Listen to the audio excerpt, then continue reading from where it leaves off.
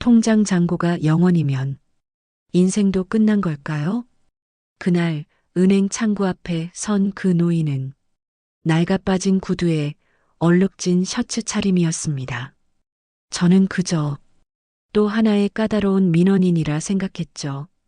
하지만 그게 아니었습니다. 그분은 제가 매일 출근하는 이 은행의 창립자였습니다. 80세, 평생 돈을 쫓아 살았던 한 남자가 왜 자신의 신분을 숨기고 초라한 행색으로 제 앞에 나타난 걸까요? 팔순 잔치날, 아들은 강남의 특급 호텔 대연회장을 통째로 빌렸습니다. 정재계 인사 300명이 모인 화려한 자리였죠. 하지만 정작 아버지는 그 자리에 없었습니다. 아니, 정확히 말하면 초대받지 못했습니다. 그는 그날 빈집 거실에서 돌아가신 아내의 영정 사진만 바라보며 이렇게 중얼거렸습니다. 여보, 나 이제 사람 냄새가 그리워졌소. 그리고 그날 이후 그분은 매주 제 창구를 찾아오셨습니다. 도시락 반찬을 나눠드렸을 때 처음으로 웃으시던 그 얼굴. 아가씨, 고맙소. 저는 몰랐습니다. 그분이 제 모습을 매일 본사에 보고하고 있었다는 걸, 그리고 제 딸의 병원비를 몰래 대신 내주셨다는 것도. 어느 날 아침, 제 통장에 1억 원이 들어와 있었습니다. 보낸 사람 강태수, 급히 병원으로 달려갔지만 이미 너무 늦었습니다. 그분의 가방 안엔 낡은 구두 한 켤레와 제가 드렸던 도시락통, 그리고 편지 한 통이 있었습니다. 그대의 친절이 내 인생의 마지막 이자가 되었습니다. 저는 오늘 80년을 살다 간 한 남자의 이야기를 들려드리려 합니다. 돈이 아니라 마음을 남긴 사람. 잔고는 0원이었지만 인생은 꽉 차 있던 사람. 이 이야기는 누군가에겐 위로가 될 것이고 누군가에겐 경고가 될 것입니다. 만약 여러분도 지금 이 순간 누군가의 진심을 외면하고 계신 건 아닌지, 혹은 누군가에게 마지막 따뜻함이 되어줄 수 있는 사람인지 생각해보는 시간이 되길 바랍니다. 그럼 지금부터 이서진의 기억 속으로 들어가 보겠습니다. 아, 그리고 이 이야기가 끝까지 궁금하시다면 구독 버튼 한번 눌러주세요. 좋아요는 이 이야기가 더 많은 분들께 전해질 수 있도록 큰 힘이 됩니다. 그럼 시작하겠습니다. 은행 창구에 앉아 있으면 하루에도 수십 명의 얼굴을 마주칩니다. 친절하게 인사하는 분도 계시지만 대부분은 그저 업무를 처리하러 온 사람들이죠. 그날도 평범한 월요일 오전이었습니다. 손님, 다음 분 들어오세요. 제 창구 앞에 선 사람은 70대 후반으로 보이는 노인이었습니다. 낡은 회색 재킷, 구두 밑창은 반쯤 떨어져 있었고 흰 와이셔츠 소매에는 누런 얼룩이 묻어 있었죠. 솔직히 말하면 첫인상은 좋지 않았습니다. 어서 오세요. 무엇을 도와드릴까요? 노인은 대답 없이 한참을 저를 바라보더니 천천히 입을 열었습니다. 통장 잔고가 0원이면 인생도 끝난 겁니까? 순간 저는 당황했습니다. 이게 무슨 질문인가 싶었죠. 혹시 정신이 온전치 않으신 건 아닐까? 그런 생각도 스쳤습니다. 하지만 저는 최대한 예의 바르게 대답했습니다. 아니요, 손님. 통장은 언제든 다시 채울 수 있습니다. 필요하신 업무가 있으시면 말씀해 주세요. 노인은 고개를 끄덕이더니 가방에서 낡은 통장 한 권을 꺼냈습니다. 제1은행, 20년도 넘어 보이는 오래된 통장이었죠. 잔액 조회 좀 부탁합니다. 저는 통장을 받아들고 시스템에 입력했습니다. 그런데 잔액 127원. 아, 순간 가슴이 먹먹해졌습니다. 127원.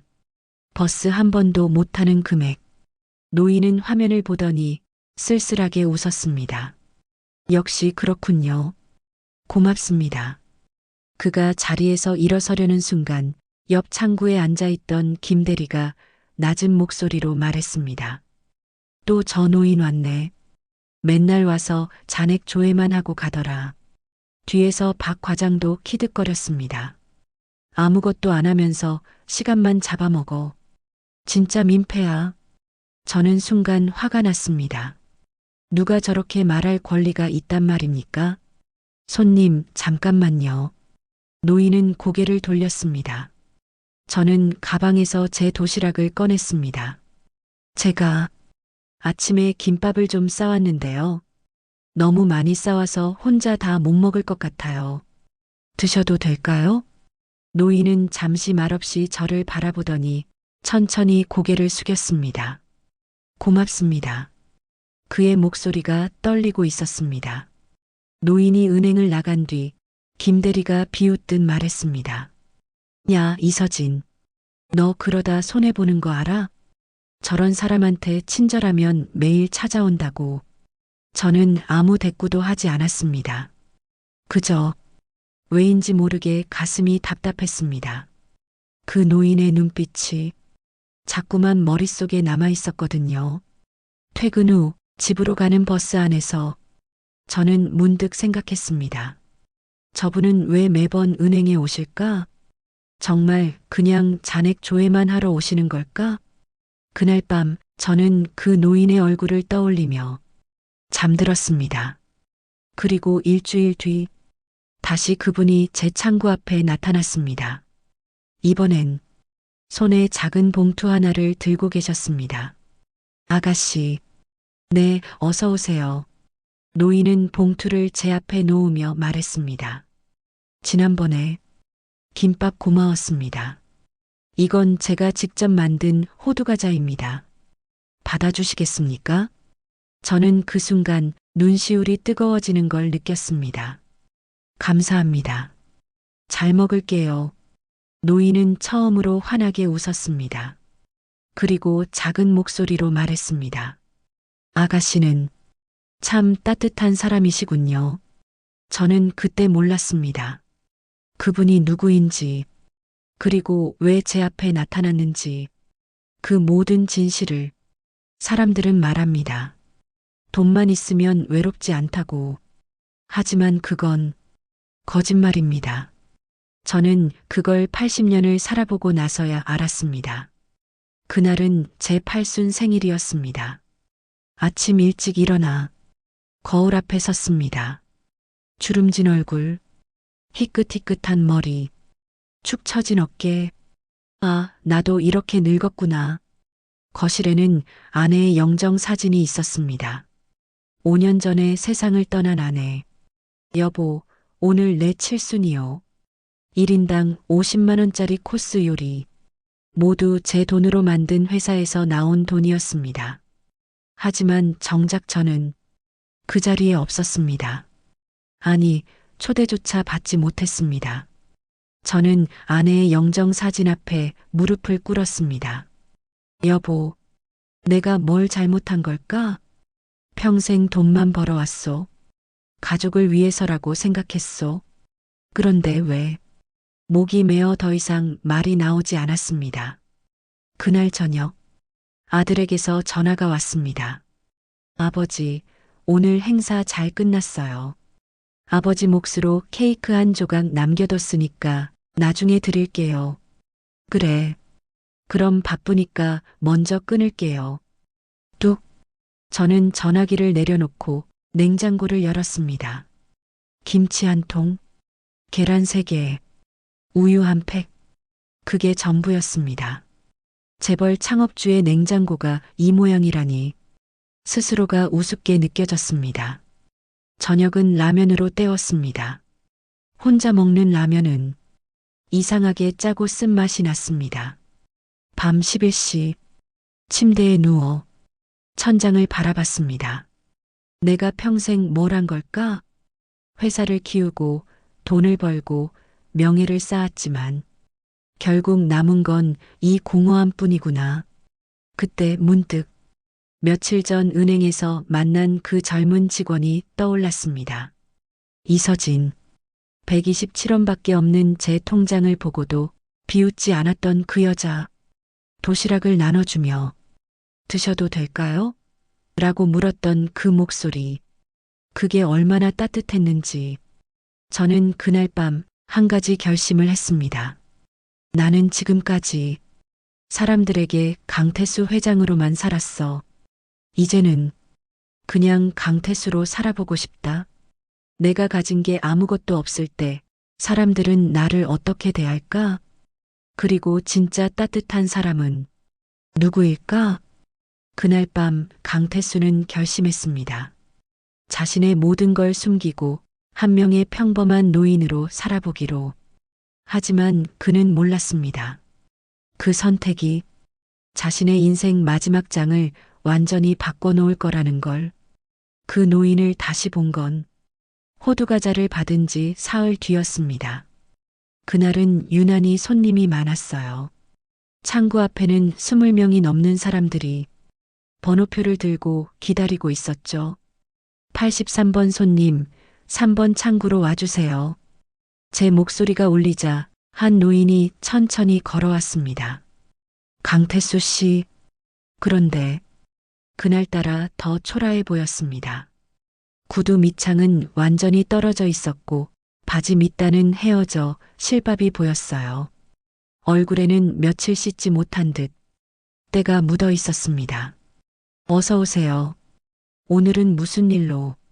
말을 마치기도 전에 뒤에서 대기 중이던 한 남자가 큰 소리로 말했습니다. 아니, 저 노인 또 왔어? 매번 와서 시간만 잡아먹더라. 옆 여자도 맞장구 쳤습니다. 맞아요. 저번에도 30분이나 창구 붙잡고 있더라고요. 뭐 그렇게 할 일이 많은지. 저는 순간 화가 치밀었습니다. 하지만 꾹 참고 노인을 향해 부드럽게 말했습니다. 손님, 편하게 앉으세요. 천천히 말씀하셔도 괜찮습니다. 노인은 고개를 숙이며 작은 목소리로 말했습니다. 통장 재발급 좀 부탁합니다. 통장을 잃어버리셨나요? 아니, 너무 낡아서요. 저는 그의 통장을 받아들었습니다. 20년도 넘어 보이는 통장. 표지는 너덜너덜했고 내지는 누렇게 변색되어 있었어요. 이걸 지금까지 간직하셨구나. 가슴이 뭉클했습니다. 새 통장 발급해 드릴게요. 잠시만 기다려 주세요. 시스템에 입력하는 동안 저는 노인의 손을 봤습니다. 주름투성이에 굳은 살이 박힌 손. 평생 무언가를 만지고 일하며 살아온 손이었습니다. 그때였습니다. VIP 고객 한 명이 들어왔어요. 40대 중반으로 보이는 남자. 명품 정장에 롤렉스 시계를 차고 있었죠. 김 대리가 황급히 일어나 그를 맞이했습니다. 어서 오세요, 회장님. 이쪽으로 앉으시죠. 하지만 그 남자는 제 창구 앞에 있는 강태수 씨를 보더니 인상을 찌푸렸습니다. 저 노인 때문에 기다려야 하는 거야? 김 대리가 당황하며 말했습니다. 죄송합니다. 금방 끝날 겁니다. 금방? 저런 사람들은 맨날 금방이라더니 30분씩 잡아먹잖아. 그 순간 강태수 씨가 자리에서 일어났습니다. 제가 나가겠습니다. 아니에요, 손님. 조금만 기다리세요. 거의 다 됐어요. 하지만 노인은 고개를 저었습니다. 괜찮습니다. 다음에 올게요. 그리고 뒤돌아 걸어가려는데 쿵! 노인이 바닥에 쓰러졌습니다. 손님, 저는 황급히 달려갔습니다. 강태수 씨는 바닥에 주저앉은 채 헐떡거리고 있었어요. 괜찮으세요? 119 불러야 할까요? 아니, 괜찮습니다. 그냥 다리에 힘이 좀 없어서요. 그때 그 VIP 고객이 비웃듯 말했습니다. 에휴, 저런 노인네들은 집에서 쉬어야지 왜 은행까지 와서 민폐야. 저는 그 순간 참았던 감정이 폭발했습니다. 손님, 그런 말씀하지 마세요. 은행 안이 조용해졌습니다. 모두가 저를 쳐다봤어요. 이분도 똑같은 고객이십니다. VIP든 아니든 모두 존중받아야 해요. VIP 고객의 얼굴이 붉어졌습니다. 뭐, 지금 나한테 대드는 거야? 당장 지점장 불러. 김 대리가 저를 말리려 했지만 저는 물러서지 않았습니다. 죄송하지만 저는 제 할 일을 했을 뿐입니다. 그리고 강태수 씨를 부축해 의자에 앉혔습니다. 손님, 물 한 잔 드릴게요. 진정하세요. 노인은 떨리는 손으로 물을 받아 마셨습니다. 그리고 제 손을 꼭 잡았어요. 고맙습니다. 그의 눈에는 눈물이 고여 있었습니다.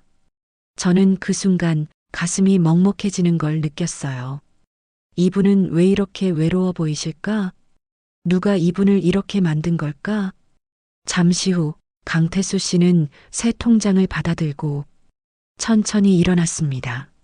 아가씨, 정말 고맙습니다. 천만에요. 조심히 가세요.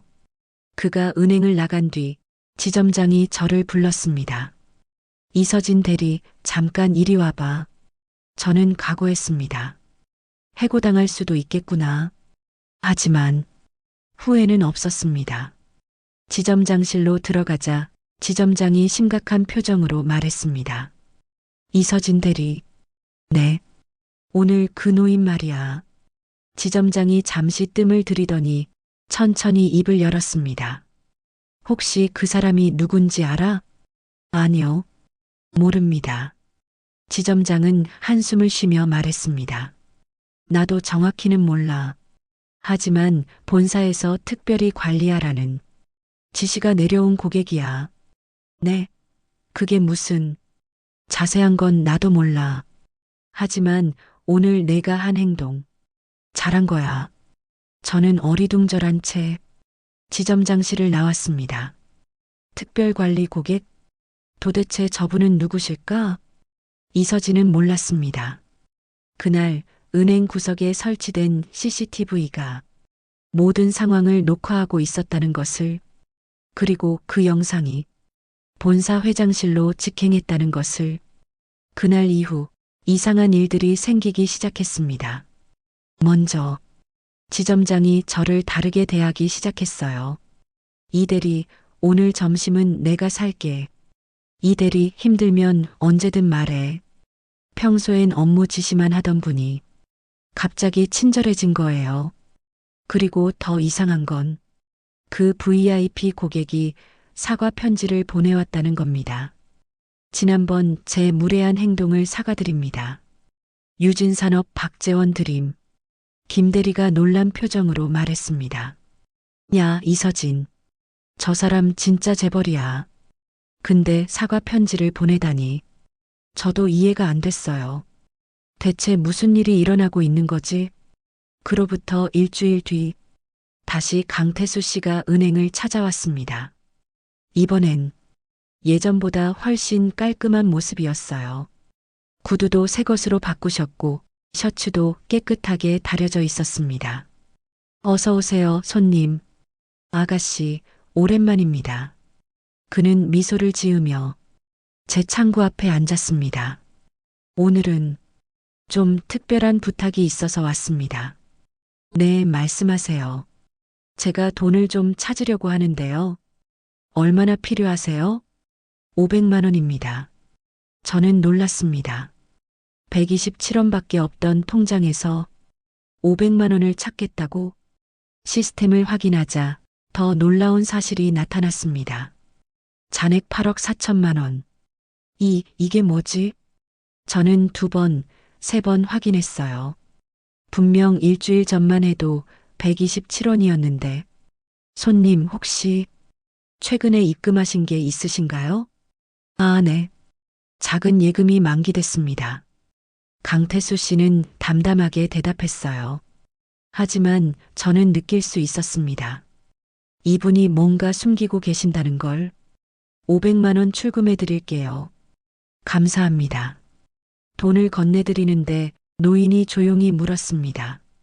아가씨는 꿈이 뭡니까? 갑작스러운 질문에 저는 당황했어요. 꿈이요? 네.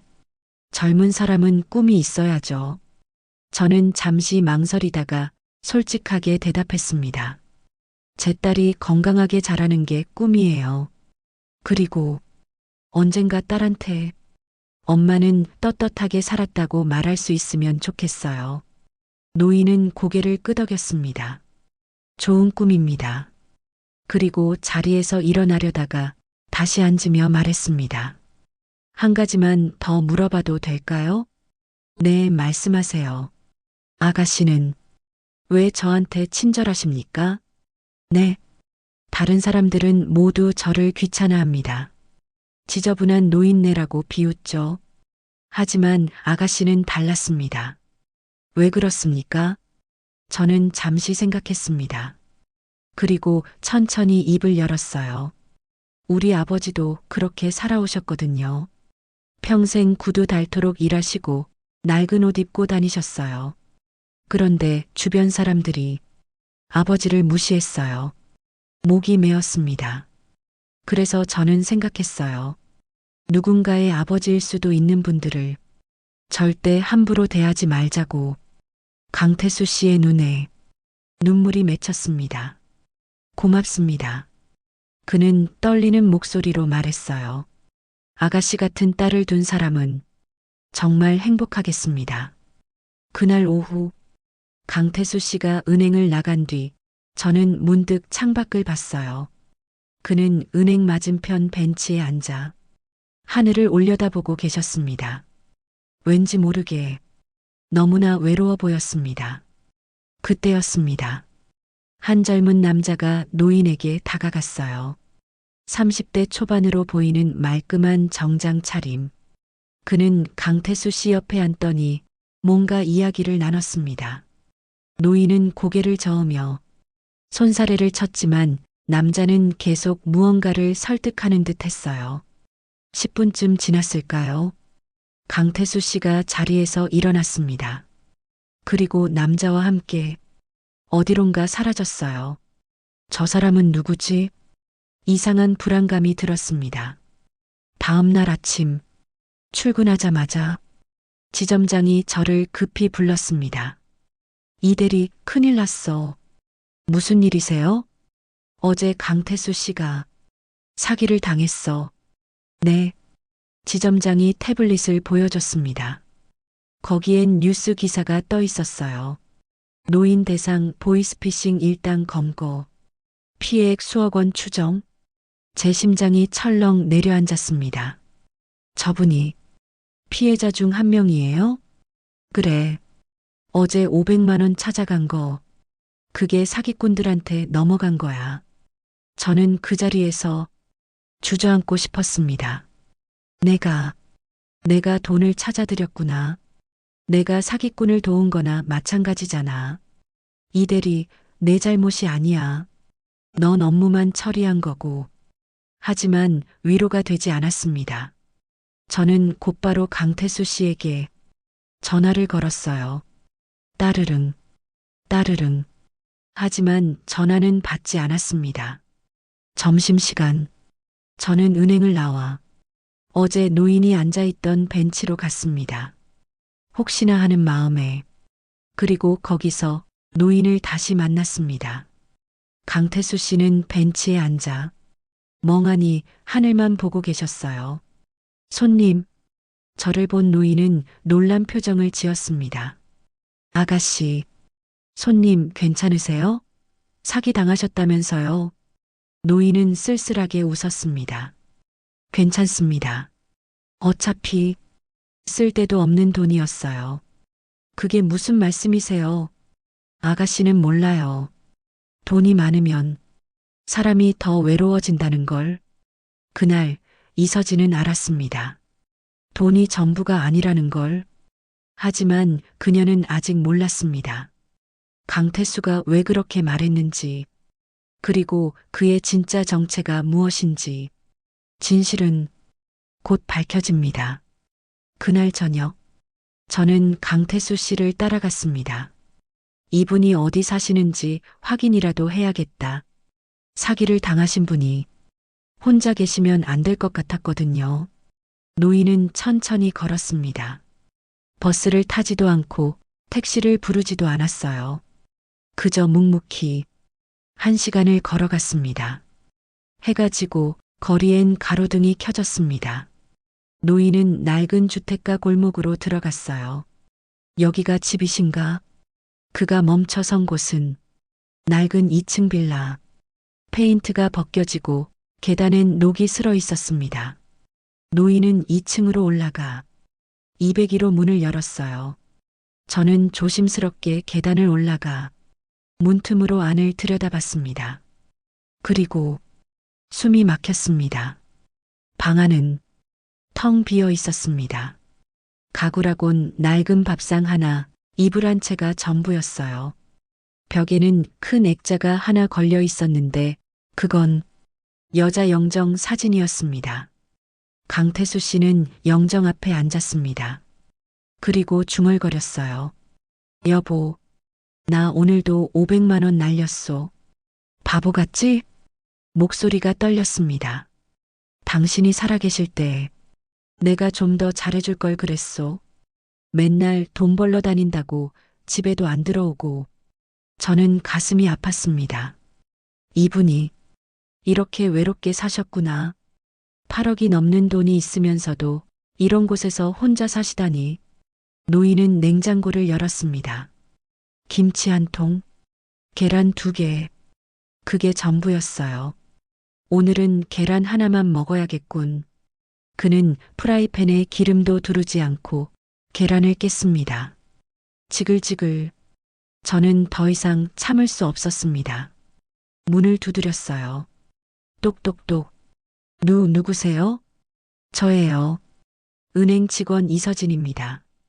문이 열렸습니다. 강태수 씨는 깜짝 놀란 표정이었어요. 아가씨? 어떻게 여길? 손님, 제가 도시락 좀 가져왔어요. 혼자 드시기엔 너무 많아서요. 저는 준비해온 도시락을 내밀었습니다. 사실은 퇴근길에 급히 사온 거였지만요. 노인은 난처한 표정을 지었습니다. 아니, 이렇게까지 하실 필요가. 그냥 받으세요. 전 이미 저녁 먹었어요. 거짓말이었습니다. 저도 배가 고팠지만 이분이 더 급해 보였거든요. 강태수 씨는 결국 도시락을 받았습니다. 고맙습니다. 들어가서 드세요. 식기 전에요. 아가씨는 안 들어오시겠습니까? 아니요, 괜찮아요. 저 가봐야 해서요. 하지만 돌아서려는 순간 노인이 제 손을 잡았습니다. 잠깐만요.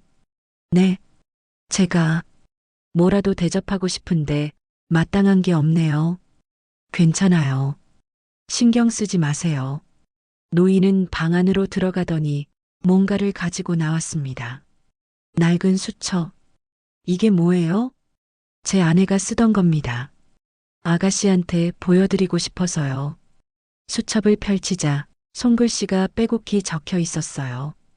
오늘 남편이 또 늦게 들어왔다. 피곤해 보였다. 내일은 미역국을 끓여줘야지. 남편 생일인데 회사 회식 간다고 안 온다. 외롭다. 그래도 건강하게만 있어줘. 마지막 장에는 이렇게 적혀 있었습니다. 여보, 당신은 좋은 사람이에요. 다만 사람 냄새가 없을 뿐. 돈만 쫓지 말고 사람을 좀 봐요. 내가 죽고 나면 당신 곁엔 아무도 없을 거예요. 저는 눈물이 났습니다.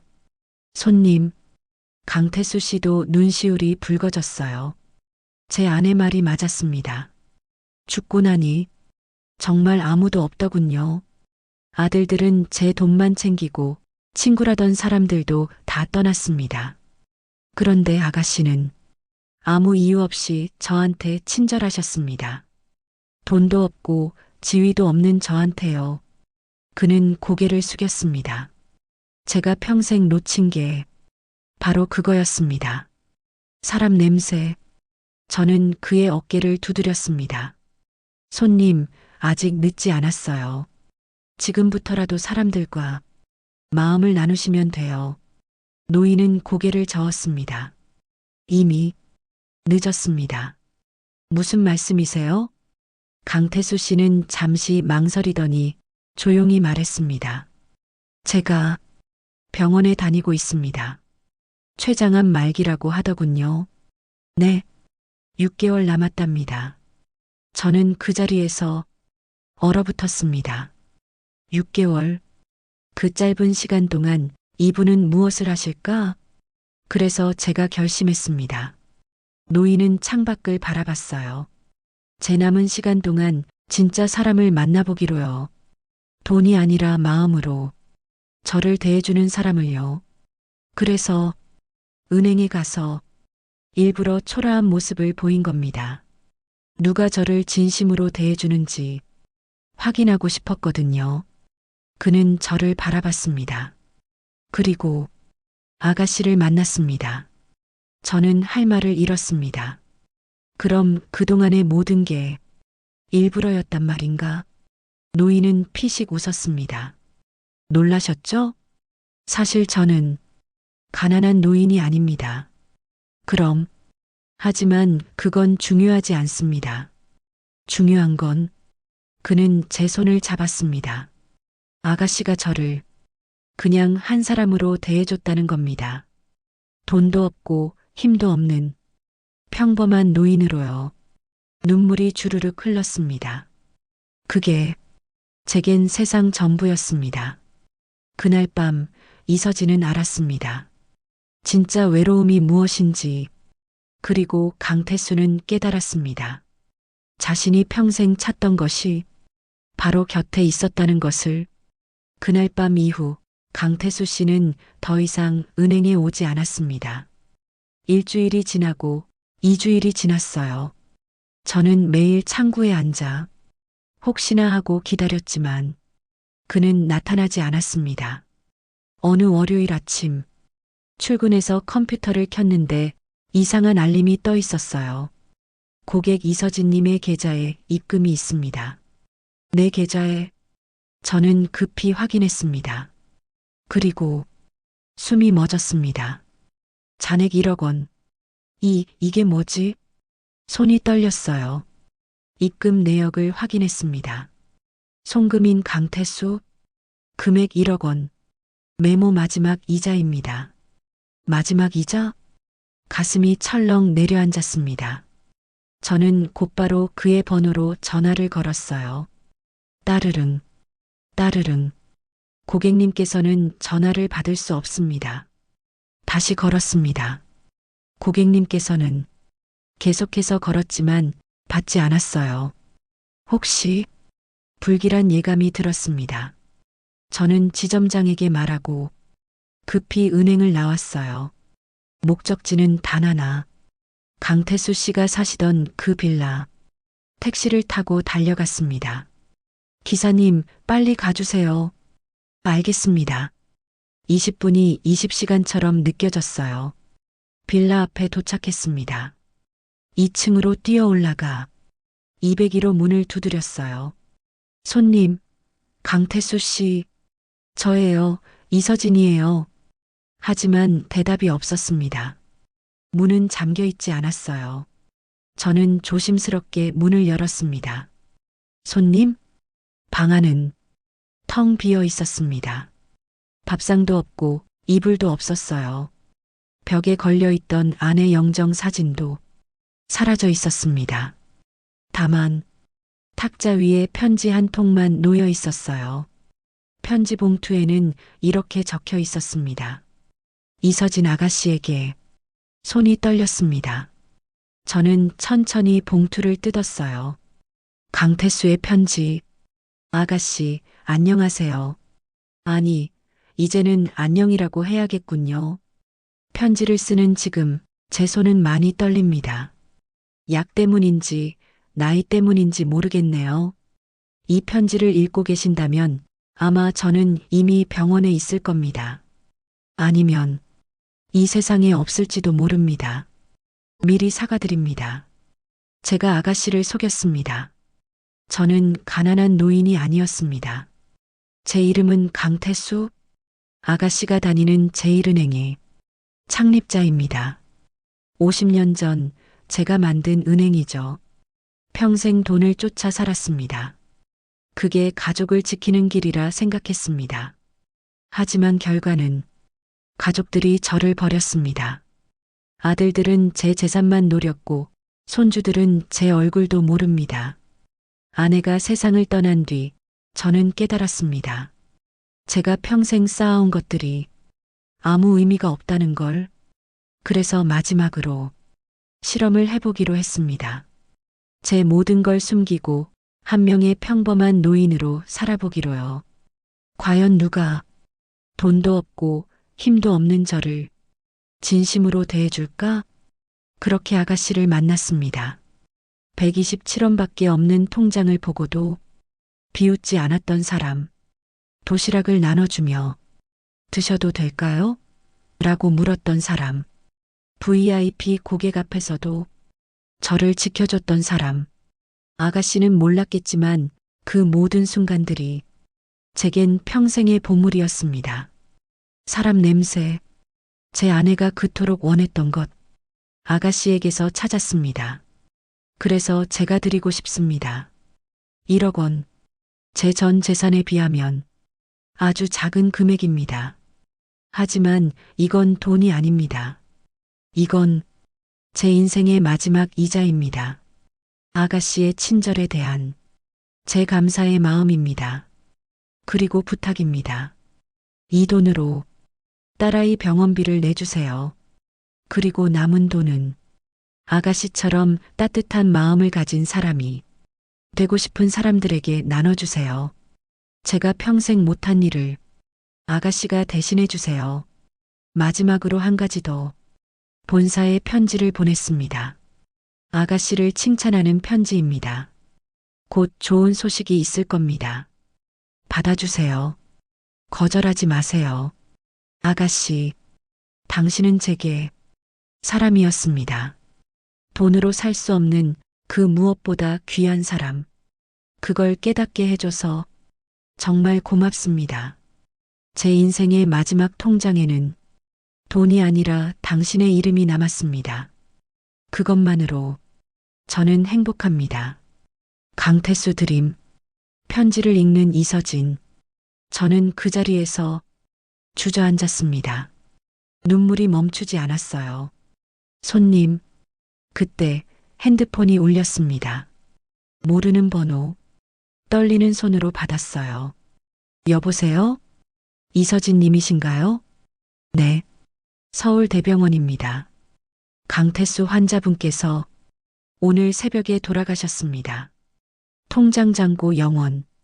하지만 그의 마지막 통장엔 한 사람의 이름이 남아 있었습니다.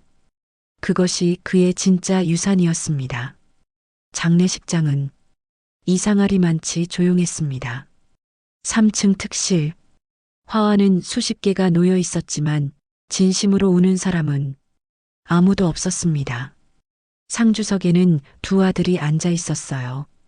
큰아들 강민호, 둘째 강민수, 둘 다 검은 양복을 빼입고 손님들에게 인사했지만 눈물은 한 방울도 없었습니다. 고인께서 편히 잠드셨습니다. 고생 많으셨습니다. 문상객들의 말에 그들은 기계적으로 대답했어요. 감사합니다. 고맙습니다. 저는 멀찍이 서서 그 모습을 지켜봤습니다. 가슴이 아팠어요. 이분들은 정말 아버지가 그리울까? 그때 한 남자가 들어왔습니다. 50대 중반으로 보이는 정장 차림. 제1은행 본사법무팀 이사라고 명함을 내밀었어요. 유원장 집행건으로 왔습니다. 강민호가 인상을 찌푸렸습니다. 유원장이요? 아버지가? 네. 고인께서 생전에 법률사무소를 통해 작성하셨습니다. 그게 무슨 내용인데요? 이사는 서류 봉투를 꺼냈습니다. 여기서 공개하기엔 부적절할 것 같습니다. 장례가 끝나면 본사 회의실로 와주시기 바랍니다. 지금 당장 말해주시죠. 강민호의 목소리가 날카로웠어요. 유언 내용에 재산 상속 관련 사항이 포함되어 있습니다. 그 말에 두 아들의 표정이 변했습니다. 재산이요?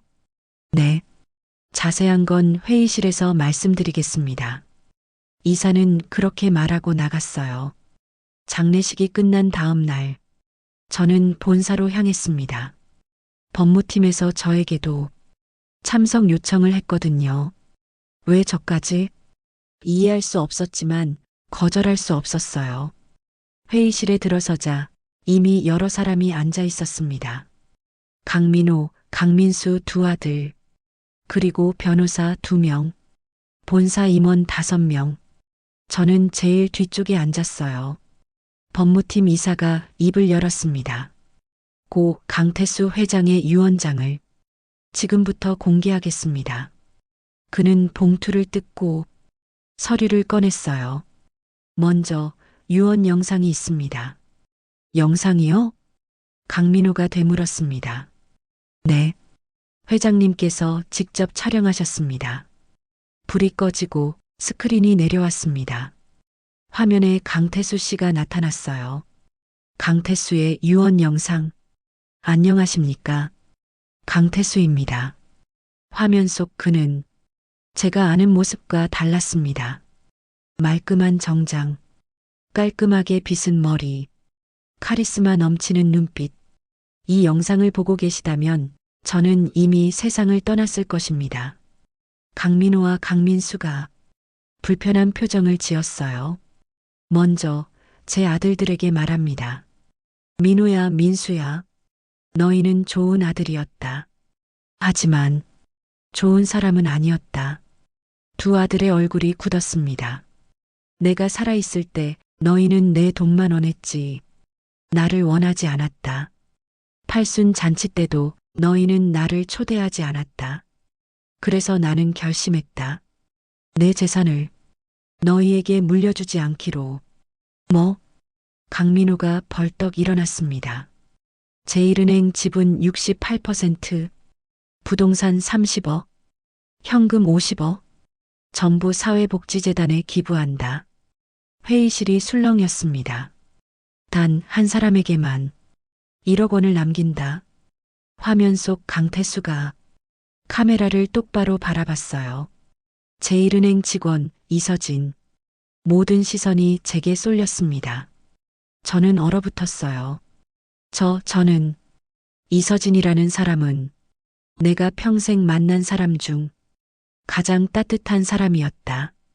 그녀는 내가 누군지 몰랐다. 돈이 얼마나 있는지도 몰랐다. 하지만 그녀는 나를 사람으로 대해줬다. 127원밖에 없는 통장을 가진 초라한 노인을. 그래서 나는 깨달았다. 진짜 부자는 돈이 많은 사람이 아니라 마음이 따뜻한 사람이라는 것을. 강태수의 눈에 눈물이 맺혔습니다. 이서진 씨. 화면 속 그가 저를 보는 것 같았어요. 당신은 내게 인생의 마지막 이자를 줬습니다. 그 이자는 돈으로 환산할 수 없는 것이었습니다. 그래서 나도 당신에게 이자를 드립니다. 1억 원. 그리고 마음통장이라는 이름의 상징적 계좌를 만들었습니다. 이 통장엔 금액 대신 신뢰가 찍힙니다. 누군가를 도울 때마다 이 통장에 신뢰가 쌓입니다. 이서진 씨, 부탁합니다. 제가 평생 못한 일을 당신이 대신해 주세요. 사람을 돌아보는 일, 마음을 나누는 일, 진심으로 사랑하는 일. 그것이 제 마지막 유언입니다. 화면이 꺼졌습니다. 회의실은 정적에 휩싸였어요. 강민호가 벌떡 일어나 법무팀 이사에게 소리쳤습니다. 이게 말이 됩니까? 자식들한테 한 푼도 안 남기고 은행 직원한테 준다고요. 유언장은 법적으로 유효합니다. 말도 안 돼. 우리가 법적으로 이의를 제기하겠습니다. 강민수도 가세했어요. 그래, 아버지가 정신이 온전치 않으셨어. 이건 무효야. 그때 변호사가 말했습니다. 회장님은 유언 작성 당시 정신감정을 받으셨습니다. 의학적으로도 온전하셨다는 증명서가 있습니다. 강민호가 저를 노려봤습니다. 당신, 뭐야? 우리 아버지한테 뭘 한 거야? 저는 아무것도. 분명 꼬드긴 거지. 돈 때문에. 저는 자리에서 일어났습니다. 저는 아버님이 누구신지도 몰랐어요. 거짓말. 알면서 접근한 거 아니야. 그만하십시오. 법무팀 이사가 끼어들었어요. CCTV 영상이 전부 남아 있습니다. 이서진 직원은 단 한 번도 부당한 행동을 하지 않았습니다. 오히려 회장님을 진심으로 돌봐드린 유일한 사람입니다. 이사는 저를 바라봤어요. 이서진 직원, 네. 회장님의 유언을 받아주시겠습니까? 저는 눈물을 흘리며 고개를 끄덕였습니다. 네, 받겠습니다. 그날 강태수의 진짜 유산이 공개됐습니다. 돈이 아니라 마음이었습니다. 하지만 이야기는 여기서 끝이 아닙니다. 유언장 공개 후 제 인생은 완전히 바뀌었습니다. 은행에선 승진 제의가 들어왔고 언론에서는 인터뷰 요청이 쏟아졌어요. 하지만 저는 모두 거절했습니다. 대신 저는 강태수 씨의 마지막 부탁을 지키기로 했어요. 딸 병원비를 내고 남은 돈으로 태수재단을 만들었습니다. 재단의 목적은 간단했어요. 돈이 없어서 꿈을 포기하는 사람들에게 무이자 대출과 상담을 제공하는 것. 단 한 가지 조건이 있었습니다. 돈을 받으시면 나중에 다른 사람을 도와주세요. 돈이 아니어도 괜찮습니다. 마음을 나눠주세요. 이게 강태수 씨가 원했던 것이었으니까요. 재단을 시작한 지 6개월 후 작은 사무실 하나, 책상 2개, 그게 전부였지만 행복했습니다. 어느 날 오후 한 청년이 찾아왔어요. 25살 대학생이었습니다. 저 학비 대출 상담받으러 왔습니다. 어서 오세요. 앉으세요. 그의 이름은 김준호. 집안 형편이 어려워 아르바이트로 학비를 벌고 있다고 했어요. 학교 다니면서 하루에 10시간씩 일합니다. 그런데 학비가 모자라서 그의 눈엔 눈물이 맺혀 있었어요. 얼마나 필요하세요? 500만 원이요. 마지막 학기 등록금입니다. 저는 서류를 작성했습니다. 무이자로 빌려드릴게요. 천천히 갚으시면 됩니다. 정말요? 이자도 없이요? 네. 대신 한 가지만 약속해 주세요. 네, 뭐든지요. 나중에 여유가 생기면 다른 사람을 도와주세요. 마음으로요. 준호는 눈물을 흘렸습니다. 감사합니다. 정말 감사합니다. 힘내세요. 응원할게요. 그가 나간 뒤 저는 창밖을 바라봤어요. 강태수 씨, 제가 잘하고 있는 걸까요? 그때였습니다. 문이 열리고 한 남자가 들어왔어요. 40대 중반, 익숙한 얼굴이었습니다. 강민호, 강태수 씨의 큰아들이었어요. 어서 오세요. 저는 긴장했습니다. 그는 한참을 말없이 사무실을 둘러봤어요. 여기가 재단이군요. 네. 아버지 돈으로 만든. 네. 왜 이런 걸 만들었습니까? 그의 목소리는 차가웠어요. 아버님이 원하신 일이었습니다. 아버지를 뭘 아신다고? 저는 천천히 입을 열었습니다. 많이는 모릅니다. 하지만 아버님이 얼마나 외로우셨는지는 알 것 같습니다. 강민호의 표정이 굳었어요. 당신 때문에 우리 형제는 유산을 한 푼도 못 받았습니다. 죄송합니다. 사과로 끝날 일이 아니죠. 그는 책상 위에 서류 뭉치를 내려놓았어요. 소송 준비했습니다. 유언 무효 소송. 제 심장이 쿵 내려앉았습니다. 하지만 그가 말을 이었어요. 오늘 취하하러 왔습니다. 네, 소송 안 하겠습니다. 저는 어리둥절했어요. 왜? 갑자기요? 강민호는 한숨을 쉬며 앉았습니다. 지난 6개월 동안 당신이 뭘 하는지 지켜봤습니다. 매일 이 작은 사무실에 와서 사람들 상담해주고 돈 빌려주고 당신은 아버지 돈으로 호화 생활을 할 수도 있었습니다. 하지만 안 했죠. 그의 눈이 붉어졌어요. 오히려 더 열심히 남을 도왔습니다. 그걸 보면서 깨달았습니다. 아버지가 왜 당신을 선택했는지. 저는 말없이 그를 바라봤어요. 우리 형제는 평생 아버지한테서 돈만 받았습니다. 마음은 한 번도 받지 않았어요. 아니, 주지도 않았습니다. 그는 눈물을 닦았어요. 팔순 잔치 때 저는 아버지를 초대하지 않았습니다. 왜냐하면 부끄러웠거든요. 사람들이 늙은 아버지를 보고 뭐라 할까봐. 이제 와서 후회해도 아버지는 안 계십니다. 그의 목소리가 떨렸어요. 이서진 씨, 네, 제가 재단 일을 도와도 될까요? 네, 돈은 필요 없습니다. 그냥 봉사하고 싶습니다. 아버지가 못다한 일을 아들인 제가 이어가고 싶습니다. 그게 마지막 효도일 것 같아서요. 저는 눈물이 났어요.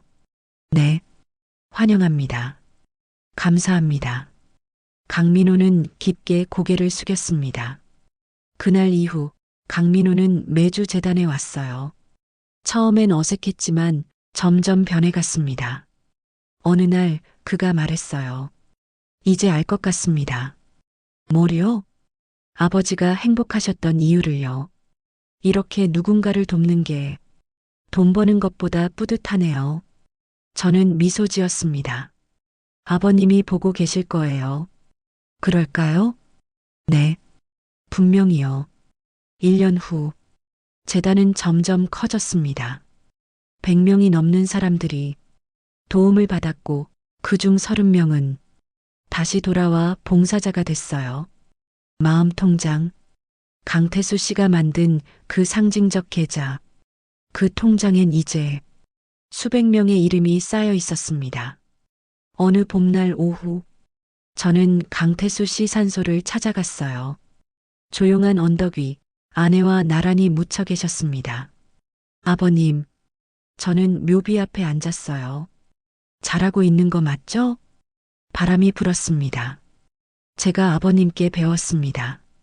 진짜 부자는 통장 잔고가 많은 사람이 아니라 마음을 나눌 줄 아는 사람이라는 걸.